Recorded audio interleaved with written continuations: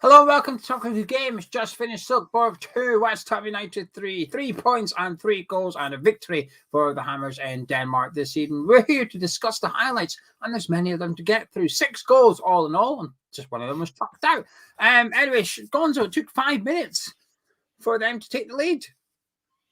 Yeah, it did. It was a weird one, actually, because I thought they passed the ball well, but there was nothing brilliant. There was no ridiculously incisive pass. They were all sort of, I'd call it paint by numbers passing, as A to B, C, and that's not numbers, that's letters, but you know what I mean. And then for some reason, we found ourselves in this bizarre situation where sort of Lanzini was in the right back situation. I know we didn't play with a right back tonight, but Lanzini was sort of where you would normally put a right back. They were able to just pass between our players. I think almost the best way I could describe it would be as if, that sometimes you set up either zonally from corners or you man mark. It was almost like we were just sort of like playing some sort of zonal marking. And we were so rigid, we weren't bothering to mark the men at all. So they basically were just passing through the gaps between our players, passed it in between Kara and Rice. And I think the guy finished okay, but it was, you should never be able to get to that position in the football pitch where the guy scored from without having to work a little bit hard for it. I felt they found themselves in a choice goal-scoring position without having to really work very hard. Yeah, I think if half the team were just sleeping. It's the term ball watching, Sunday league stuff when your teammate just stand there looking around rather than getting involved or whatever. You're ball watching. There was a lot of that going on for their goal. You're watching it back, and when Cuss scores, it's Kerr that loses him. But when you rewind a little bit, Kerr's not marking him initially. It's somebody else. I think it's Rice who passes him on to Kerr. Then Kerr loses him, but then Rice isn't marking anybody else. And like you said, Lanzini's the one that's actually running around trying to close everybody down. And you think, well, what's going on here? We were outnumbered outside our own box. But I don't know how, because Cornet was back helping out as well. So it's not like our attacking players were caught up the pitch or anything. We had enough people back. They just weren't really doing anything. They were all just jogging around slowly, watching the ball. And before you knew it was in the back of the net. And it was a bit of a wake-up call for us and a reminder that you can't turn up to games like this with the wrong attitude. But it didn't necessarily mean that we were going to apply the right attitude from then on in. However, there was a bit of a reaction from us. 8 minutes later, we got a penalty, Gonzo. Did you think it was a penalty? I mean, it felt like a long time from Cornet going down to the referee blowing. It felt like maybe 5 seconds, which is a long time in football. I thought the opportunity for the referee to blow up had passed by, really. And when he did blow, I thought he was actually ready to book Cornet for diving. It was that late. Gave the pen. Lanzini sticks it away despite slipping. Really good penalty from him. I always like to look at it, Geo. How would I feel if that had been given against us?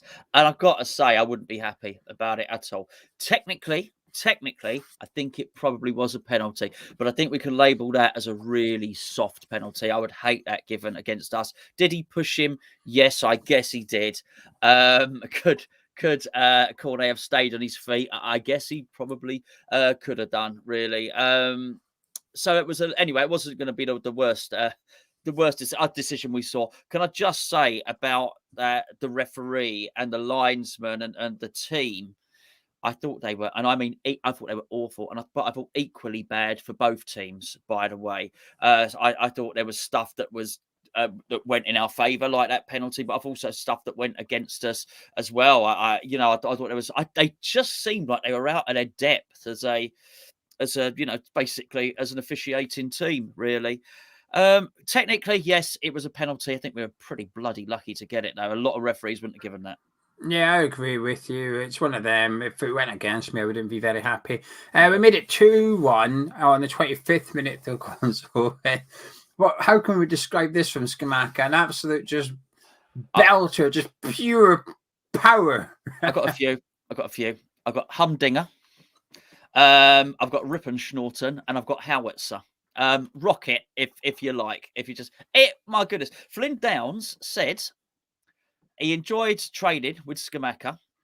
Well, good, that's all he's flipping getting. Yes, that's right. Touche. He enjoyed training with Scamacca because nobody had ever kicked them. He'd never seen anyone kick the ball as hard. Well, I think you saw that. Well, it. I thought Lanzini pressed initially very well, which sort of forced the player to pass it quickly. Cornet read it and intercepted it, and then just passed the ball forward to Scamacca. So it was actually, I thought it was quick thinking by those two guys. And then, well, there was no thinking. So if let's say Lanzini and Cornet provided the brains, Scamacca at this point was going to provide the brawn. Oh my word, he's really hit that. Get used to it. And the funny thing was, he hit it so hard. There was a point probably about 5 minutes later where I thought you couldn't always hear the crowd. I thought, I do wonder, because Scamacca was about 30 yards out. I wonder if the crowd is out and shoot.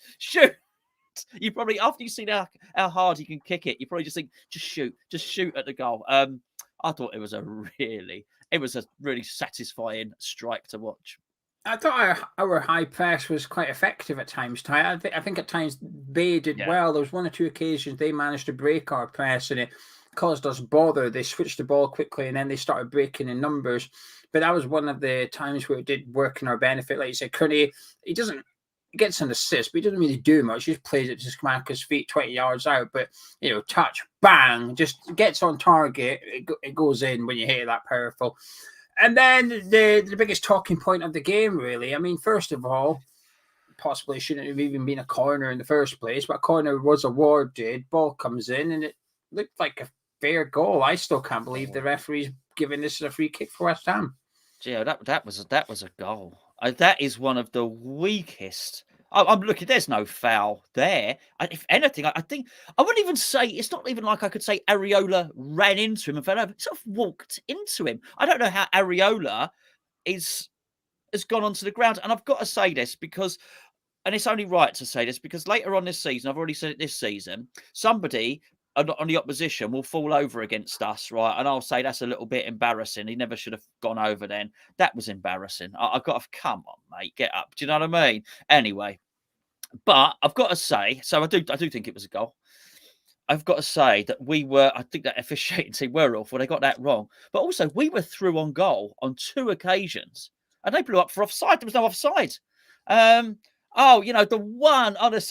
The one occasion when Cornet wasn't offside, they called it for offside. They had a really lovely bit of interplay, I think, between Lanzini, Paqueta and Cornet. Should have been a goal, but they blew up. So they were getting everything wrong. And I actually, rather than being furious, there was a point I looked at the linesman. I actually felt sorry for him. I thought, mate, you're really out of your depth here. I thought they were really, almost as if, never mind the linesman's flag. I almost felt I might wave the white flag, but I can't actually do this. Reminded me when I always pretend not to be around when my son's is playing football on a Sunday, because I know the coach will turn around and say, "Oh, mate, you wouldn't mind running the line for a bit." So I always sort of try and hide and pretend I'm not there. I felt a bit, he was a worse linesman than me. I don't think it was a corner initially, but even if it was or wasn't, doesn't really matter at this point because it's now another phase of play. If there was VAR, they wouldn't have said, "Oh, actually, it shouldn't have been a corner; it's a goal kick." They don't go that far back. So as soon as the corner is given, maybe it should have been one, but fine.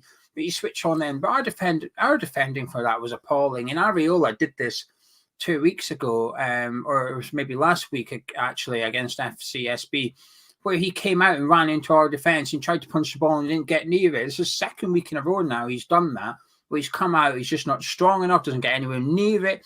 And last week, their attacker had an open goal to head and headed it over. This time they've headed it in. It should have been 2-2. There's absolutely...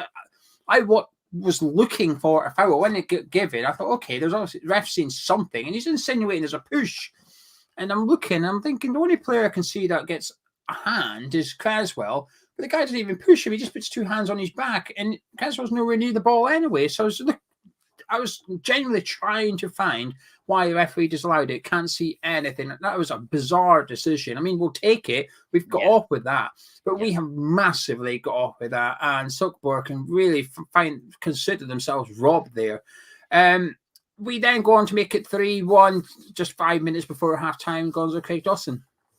Yeah. I don't mind it. It's sort of come off his shoulder. Those things happen. I don't think that was a handball.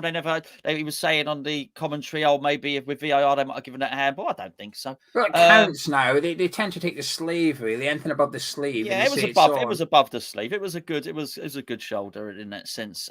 Really good delivery from Cresswell as well. And we've missed that. We've missed that from Dawson. Actually, and Dawson, who I thought had looked uncomfortable as the central player in the back three, but there was something wrong with that whole defensive setup anyway, Geo. There was lots of opportunities actually for Silkeborg, even before they had their real bit of pressure at the end, even early on in the first half, to play lateral balls, very simple lateral balls, just sideways, and get shooting opportunities, and almost like the component parts of the defence didn't seem to know where to be. So I was pleased for Dawson because I thought he had a shaky start. So I was pleased for him when he got that goal. But we've definitely missed that. But you know what, shoulder, whatever. I thought that was a good goal. Anyway, 3-1 at half time. What were you thinking? Oh, I was thinking, I was thinking, I'll get me 5 because obviously I said 5 in the build-up. I changed my mind. I thought I'll get me 5 here. I think obviously they've scored 1. I'm thinking we're going to step it up a little bit here. Rice, there were some tweaks that needed to the team. So Lanzini was playing well, but not as a defensive midfielder. So what had happened was he was linking quite well with Paqueta. He was getting involved, but what he was doing, he had left Rice to deal with things on his own. So there was this sort of dysfunctional thing going on with the defence and not a lot of protection there for them either. So I thought if there was one thing I would have done, bearing in mind we were 3-1 up, I probably would have changed it. I probably would have put Downs on or something. I might not have even sacrificed Lanzini because I thought he was doing okay, particularly in the passing thing. But in the main, I didn't see that coming. I've got to say, it's funny, isn't it? In the last game, we were a little bit crap, and he made some substitutions, and it made us good. In this game, I thought we were all right, and he made some substitutions, and it made us crap. So, but I certainly wasn't expecting us to not surrender. Surrender's the wrong word, but relinquish control of the game in the way that we did. Because actually, whilst I thought Silkeborg were neat and tidy, I didn't think that they were a massive threat against us. And particularly if you take into account the offsides and things like that, we were able to get at them as well. I certainly didn't think we wouldn't carry on scoring. In the first half, I thought we weren't good. I didn't think we were dreadful. I think we were somewhere in the middle, which is, I mean, we didn't deserve to be 3-1 up. That was a very kind of scoreline to us at half time. I was happy at half time because we were 3-1 up and not because of the performance. And I just found myself wondering how we were 3-1 up. And I think the referee had a big helping hand in that with the penalty and then a disallowed goal. And I think partly winning just because we have better players than them, like Scamacca's goal, for example. Yeah. That's just because Scamacca is a really good striker. That's the reason we scored that. We don't need the build-up play that they had for their first. We don't need that when you've got someone like Scamacca. He can just do a little bit of individual brilliance, and that's enough. But I wasn't very happy at half-time. It was one of them I felt like I should be because we're 3-1 up. But at the same time, I wasn't very happy with what I was seeing. I thought the formation... I thought we were getting overrun in midfield quite a lot. I thought Rice and Lanzini were stretched massively. Paqueta wasn't getting back to help them. Kone wasn't getting back to help them either. This is where you notice the difference between Fernals and Emerson playing left wing back, because Emerson's hugging the touchline, not coming in to help out. Fine, he probably shouldn't have to. But then them two were really struggling up against 3 Danish players in the middle of the pitch tonight. And defensively, Dawson's slipping all over the place. You know, I mean, what's going on? I know it's a plastic pitch, but none of their players were slipping around. Cresswell was fine enough. I suppose Keller was, bar their goal, was fine enough. But I wasn't very happy at half time. I thought we need to do something a bit more than this. But I have to agree with you. Moyes is just... that substitutions is beggar's belief to me, Gonzo. 63 minutes, and I saw the subs coming. I thought, okay... I felt like we were that 15 minutes with second half restarting in the subs. I thought we were slowing the tempo down a bit, starting to move the ball about. Yeah. We weren't necessarily creating chances, but we were taking the sting out of the game. We were just starting to. We've got a 2-goal lead. Let's just keep a 2-goal lead. No risks, nothing fancy, and it was a bit boring. But that's what we needed. We needed boring in the second half. Yeah. Calm that lot down. Stop them. Get rid of any enthusiasm they've got. that burst of energy they've got after the restart, just to shut them out. And I thought we were doing that. And then the subs came, and he took off Declan Rice.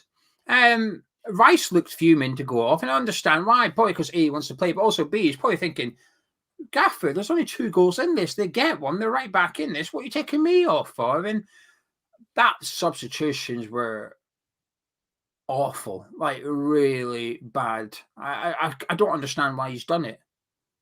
Well, I think he's done it. I can tell you why he's done it. He's done it because he thinks the game's secure, and he's making. But what's he watching? Well, this thing, I don't think we were as bad as in the first half as you say. I thought there was a semblance of control. I thought the defence. What worried me, we'll talk about this in more detail another time. What worried me was the composition of the defence and the fact that the players didn't seem to be happy in that shape. But they did start to improve a little bit. And I think once we got 3-1 up, as I say, I thought this is fine. But what we did was we were already struggling in central midfield. I thought Declan Rice was a little bit too much on his own, as I say. I would have taken Paqueta or Lanzini off, and I probably would have taken Paqueta off, if truth be known. I just would have left Lanzini as number 10 because he was a little bit more buzzy, a little bit more involved. And I just would have dropped Flynn Downs next to Declan Rice. I think that would have sorted it out. The other thing, whilst I don't want to call Scamacca the focal point of our attack, because I think he played quite deep. And on some occasions, he was playing on the left. But we had a physical presence up there. And whilst the delivery into him wasn't good, I think a lot of the time he made the absolute best of what he got, retained possession, a lot of strength involved. And I think what you're going to do is when you don't have control of a midfield anyway, you take off your physical central midfielder, which is what Declan Rice was there. Certainly wasn't Lanzini, certainly wasn't Paqueta.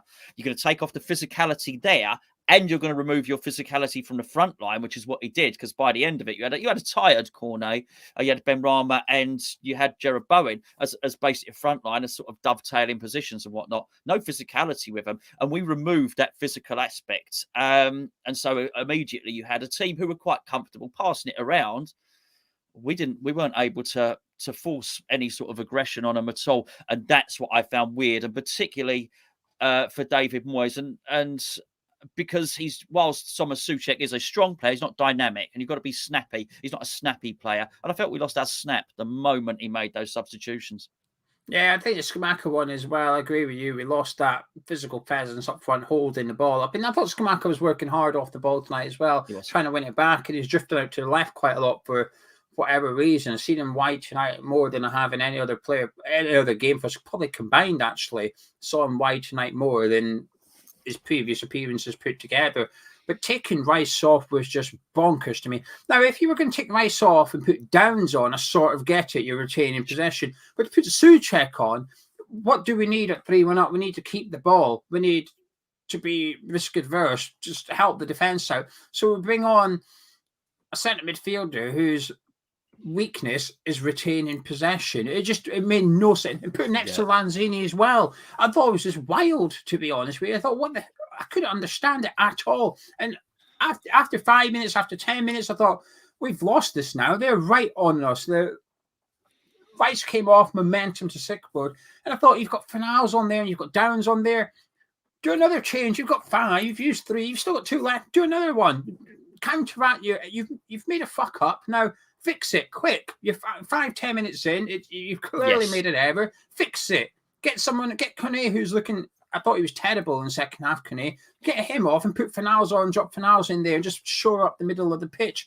But he didn't. And that problem in the first half, that exposure of our centre midfield, you get away with it to some extent because Declan Rice is one of the midfielders who can just eat up the ground and read the game better than anyone else. But when you take off that vision and ability and replace it with someone not as adequate, your weakness, your midfield, gets exposed even further. And they were just walking through our midfield after Rice went off. It was horrendous to watch. And I just couldn't believe that Moyes was just watching it as well and not doing anything. I thought, what are you not seeing here? Maybe I'm the problem. Maybe I'm seeing something that's not occurring. But I just thought they were coming, not quite wave after wave of attack. But like I said, that 15 minutes of the second half, I thought we were playing it safe, but I thought we were looking comfortable. As soon as Rice went off, we were very uncomfortable. And they got their goal in the 75th minute. I mean, it came from a corner.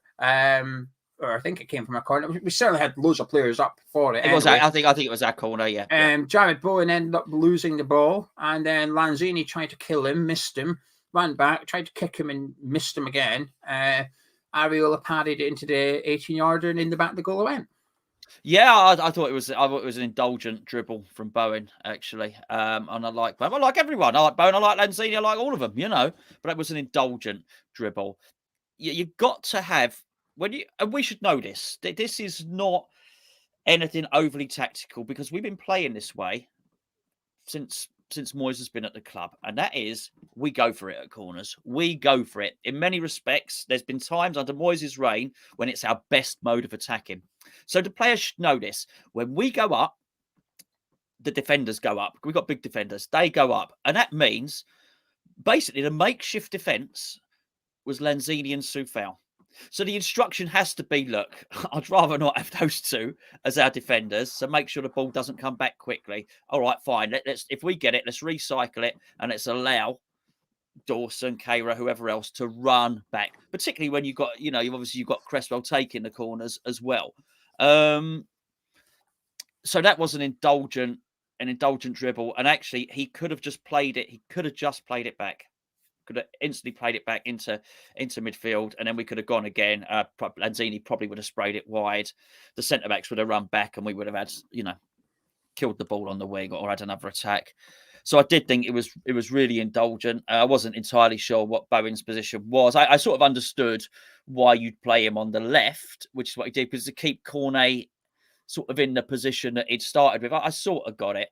But then that wasn't really the problem. The fact he put Bowen on the left, I'd like to see him there a little bit more. The fact is he didn't have Antonio or Scamacca there alongside him. Not that has anything to do with the goal, but you cannot do that. And it left Lanzini to try and do a tackle, which, let's be fair, if you were to pick your 15 best tacklers in the West Ham squad, Lanzini wouldn't be in there. He's missed the tackle as well, hasn't got the pace to get back. Ideally, Areola parries it wider rather than back into the danger area.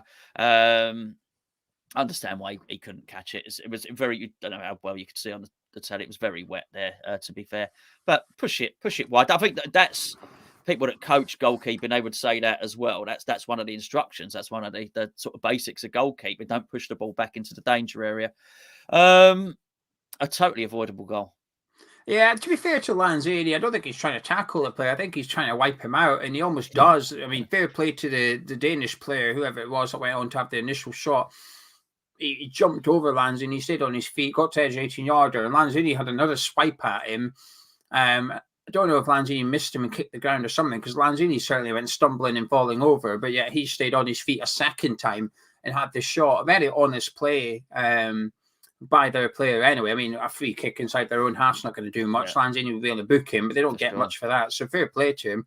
Anyway, it was a very... we finished 3-1, but that last 15 minutes, I'll be honest with you, Gonzo, we made hard work of that. I was just counting down the minutes, and 1 minute I was quite, we'll see this out, and then they'd have a half chance. Soufal with a last-ditch tackle at one point as well, just to flick out for a corner, and whenever we had a chance to go forward, it was just, I say not clicking. I think that might be lenient on them though, but between Cornet, I thought he was useless in the second half. Benrahma was ineffective. Bowen was slow, as in decision making, not pace.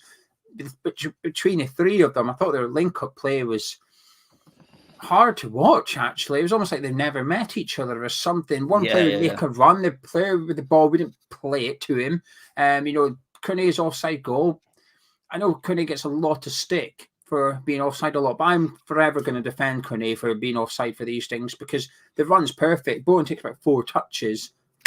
Come on, quicker. You know where he's going to go. You know where Cornet's going to go.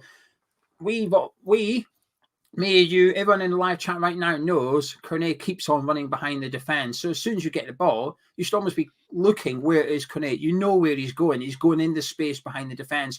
But for some reason, he keeps making these runs and nobody picks him out. And like you said, the one time they did pick him out, flipping twat with a flag, stuck it up when he shouldn't have done. But that last 15 minutes, Gonzo, was ugly, I think is the word I would describe it. It was ugly. And you said earlier we didn't make it easy for ourselves. I thought we completely invited it upon ourselves. I thought it was infinitely avoidable.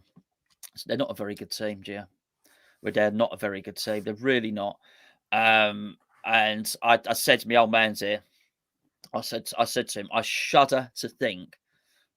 Now, don't get me wrong, I don't think David Moyes would have played that team against a good Premier League team. I said, I shudder to think how many goals a good Premier League team would have scored against us. And I don't think we'd have scored against them because I just don't think they were very good. So then we just invited it upon ourselves. But I think that game was easy to shut down. At the point it looked like it was getting a little bit tasty. I think tactically you can shut that game down very, very easily. And he didn't do it. And this is strange for Moyes. I'm not normally one for Moyes saying, oh, come on, shut it down a little bit. But even when we were getting overrun, you saw this trio of players up front, which was Cornet, Benrahma and Bowen. And they were still there in a real attacking, as I say, like just an attacking three. Whilst we've been overrun in defence, I think, okay, mate, now do something. It's quite clear what's happening here.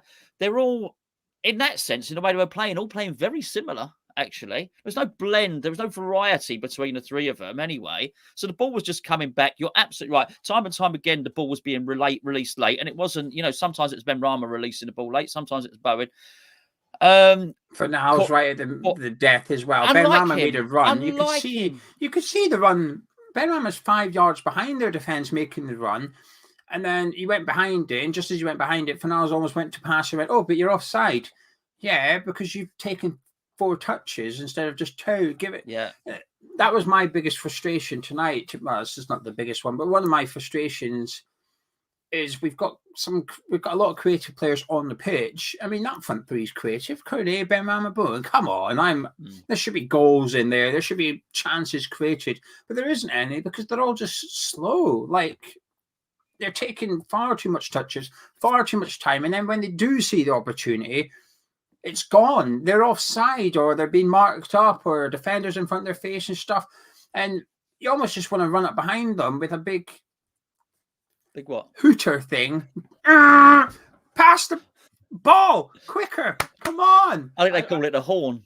Well, I don't know what to call it. I'm trying to keep it PG, but it's frustrating to watch though because you can see the players making the runs. That's why I will keep on defending Cornet because he actually does the runs that not everybody else in the team does. Tries to get behind defence. Just no bloody person passes to him. There was in the first half, Paqueta made a fantastic run, and Lanzini completely missed it. He was looking at him as well, and then he gave it to him, and he was offside. And Paqueta was looking at him, going, "Mate, come on, what's going on?" Like I've stopped the run because I know I'm offside, so I've literally come to a halt. And now you've passed it to me. You don't have I'm to not running anymore yeah. because I'm offside. It was just so frustrating to watch. And I know what you said about the composition of the defence, but the defence should be used to it. Cresswell's experienced in that position. Dawson's experienced in there. Tilo Kerr's got, I don't know how many games, 10s, possibly even into the 3 figures of games playing right centre back in a back 3. When we've got the Nations League coming up, he'll be playing there for Germany because he knows how to do that role. Sure.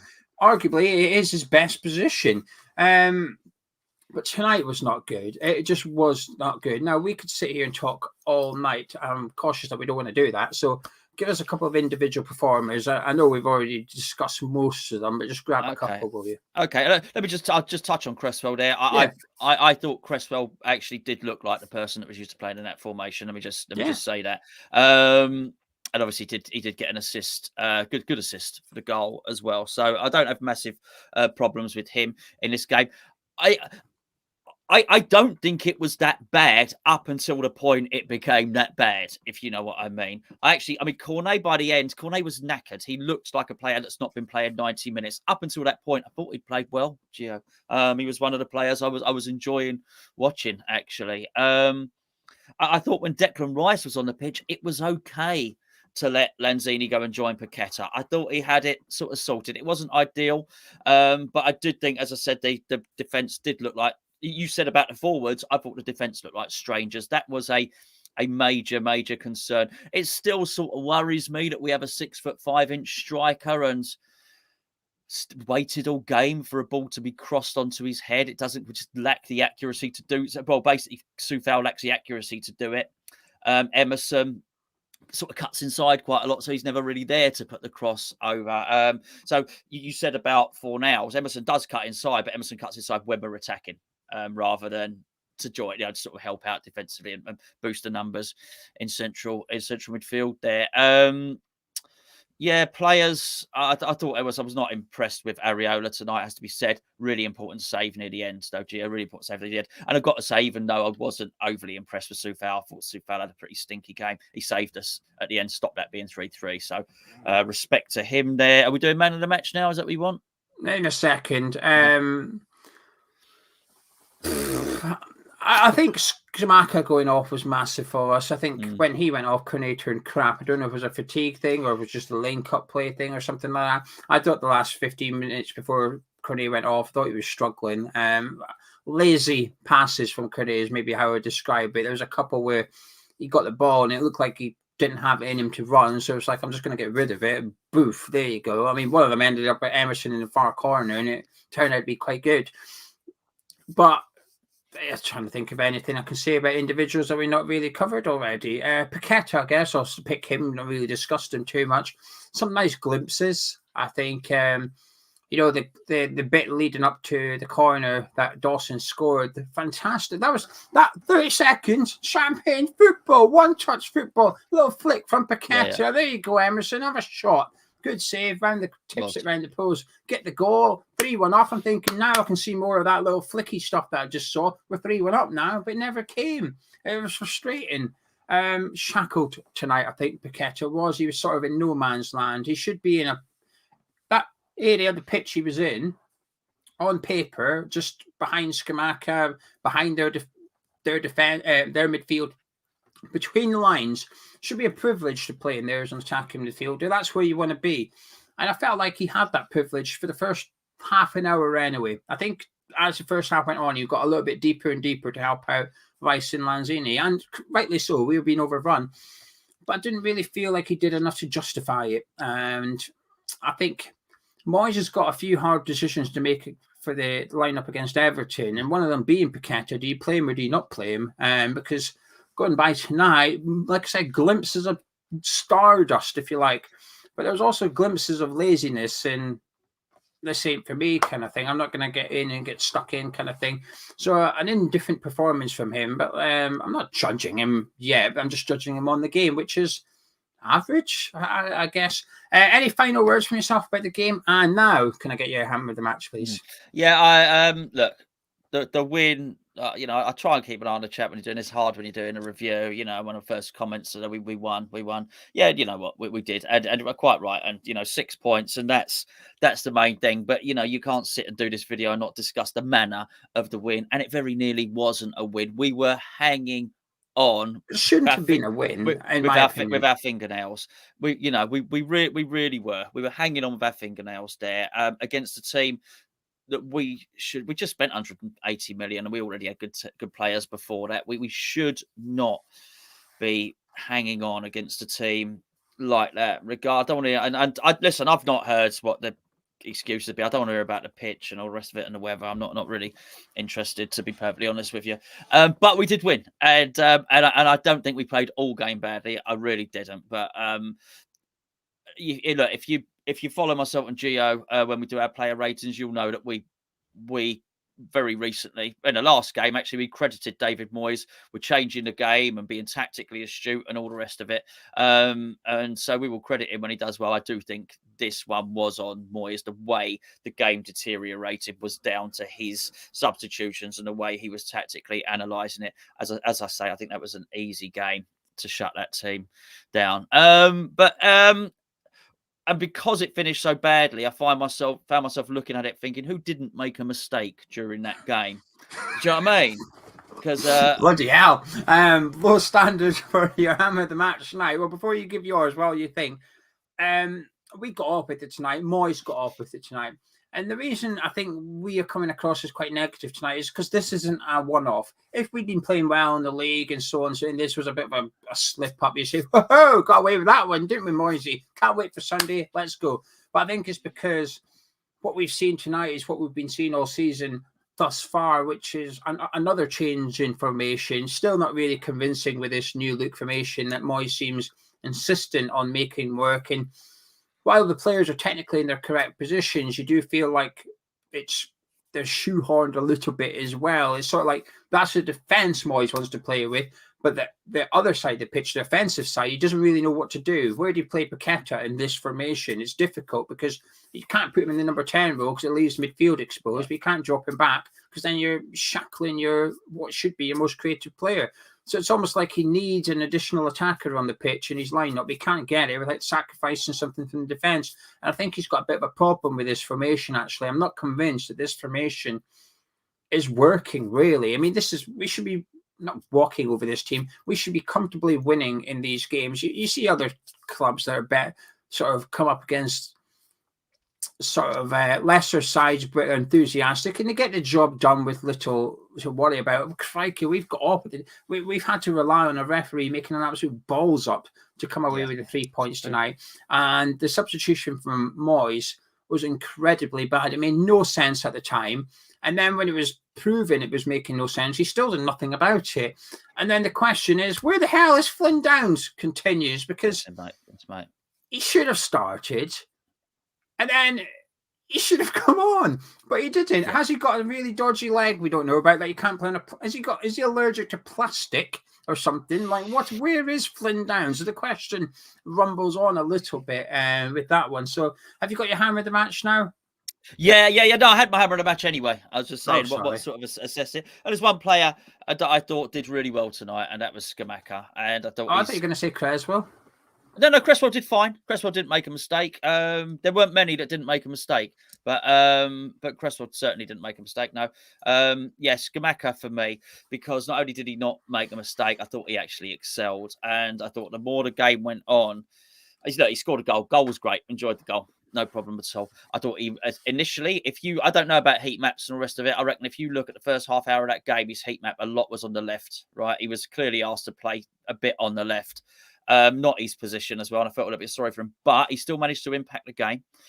Gradually, as the game went on, got more and more central. But I thought his hold-up play, his target man play, when he dropped deep, his protection of the ball, his retention of the ball, and how he would sort of shield it, then spread it wide, was very, very good. And the longer the game went on, it actually got better and better and better. I was actually very, very impressed with him. So not only did he not make a mistake, he scored a goal, and his all-round play I thought was excellent. And I've look, we got a video. Funny, I haven't even published it yet. Myself and Geo have done a video about the comparison between Scamacca and Haller. He battled. Haller didn't used to battle like that way, to sprint down a wing and have a wrestling match and stuff like that. I look forward to seeing more of it. So yes, Scamacca, my man in the match. Yeah, referee, man of match. I'm joking. I'm going to go with Scamacca as well because he went off, we turned crap, and I think the Paqueta substitution didn't really impact us that much. I'm dismissing that one. That leaves two subs, Rice and Scamacca. I think they were both wrong, but I think we were getting overrun in midfield anyway prior to Rice's departure, but going forward, we just had nothing. As soon as Scamacca was off the pitch, we just lost any sort of I know you were hesitant to say focal point for whatever reason, but that is what we lost. We lost somebody we could just give the ball to, and he would make it stick. And if he didn't get it, he was chasing him down. So yeah, I'll give Scamacca man of the match, but a very low bar to get hammer of the match like for West Ham. It is, isn't it? I mean, you literally did a process of elimination. Who made the least mistakes? Him, man of match. It was. Anyway, we're off skis now. You can join us tomorrow over on Patreon. If you're a patron, we'll be doing our player ratings. And if you want one of these books, please do grab one. I've got far too many. I need to get rid of them. We've knocked it down to £4. It's as low as we can go. It is what it says on its tin. We've got 10 games coming up in October. Order one now. It'll be with you before our first game in October. Just take a note of your ratings throughout the month. Then at the end of the month, myself and Gonzo will do a video where we recap on the month, as well as our average player ratings, and have an hour-long discussion about each and every player. Hour-long is in the whole show, not per player. We don't go into that depth. But if you've enjoyed this review, please do drop a like on it. Subscribe to the channel. Myself and Gonzo will catch you tomorrow, either on Patreon with our player ratings or with our Everton preview tomorrow afternoon on this channel. Catch you in a bit.